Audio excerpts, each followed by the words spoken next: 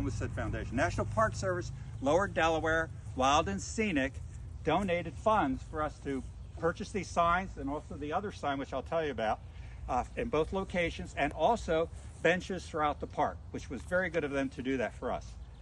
This other sign, by the way, as you see, is a QR code. This, if you use your cell phone on it, will give you a link on your camera.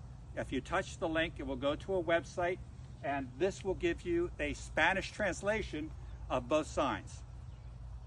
This little QR code here, if you click on it, gives you a link. That will take you to a map of this particular preserve, so you can follow along with it. Any questions on these? Okay, let's go to the other sign. No? Okay. So now this sign talks about the inhabitants that followed the Lenape Indians. There was a gentleman by the name of Jeremiah Clark. He was a private in the Bucks County Militia, and after the Revolutionary War, he purchased all of this land, and it became the Clark Farm. Then when he passed, he divided the land up among his children, and the person who took this particular piece of land we're standing on was William Clark.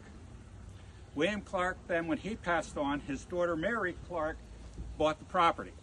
And then Mary married a gentleman by the name of Charles Robbins, and Charles Robbins then ran this farm.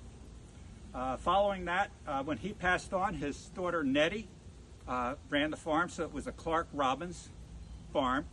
And she ran it until about 1972, when she sold it to JCP&L, who owned the Gilbert Station. And then finally in 2021, JCP&L sold this property to Holland Township and the Hunterdon Inn Land Trust. So that's kind of the run of how this land started out with the inhabitants of Lenape Indians and comes to today.